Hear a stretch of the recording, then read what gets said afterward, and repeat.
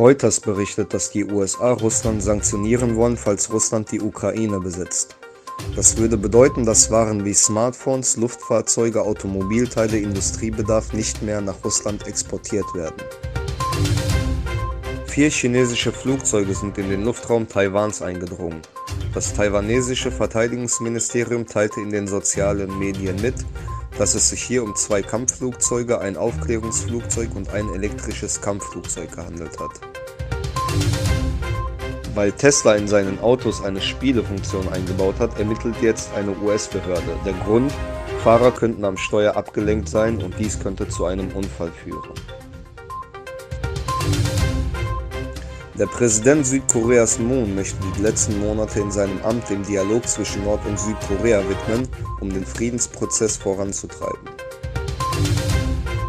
Die Säule der Schande an der Universität Hongkong erinnerte an das Tiananmen-Massaker in Peking. Sie war lange ein Dorn im Auge der kommunistischen Führung, nun wurde die Skulptur entfernt.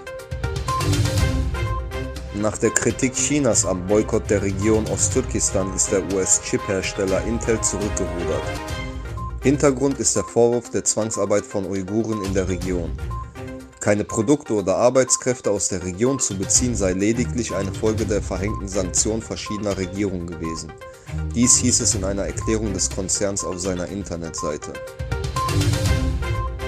Nikkei Asia, einer der großen Zeitschriften Japans, hat eine umfangreiche Analyse über die Türkei mit dem Titel „Die Türkei auf dem Weg zu einer großen Nation" publiziert. In der Analyse wird festgehalten, dass während die Türkei darauf wartete, EU-Mitglied zu werden, entwickelte sie sich zum einflussreichen Akteur in der eigenen Region. Auch die Entwicklungen der türkischen Waffenindustrie wurde lobend hervorgehoben.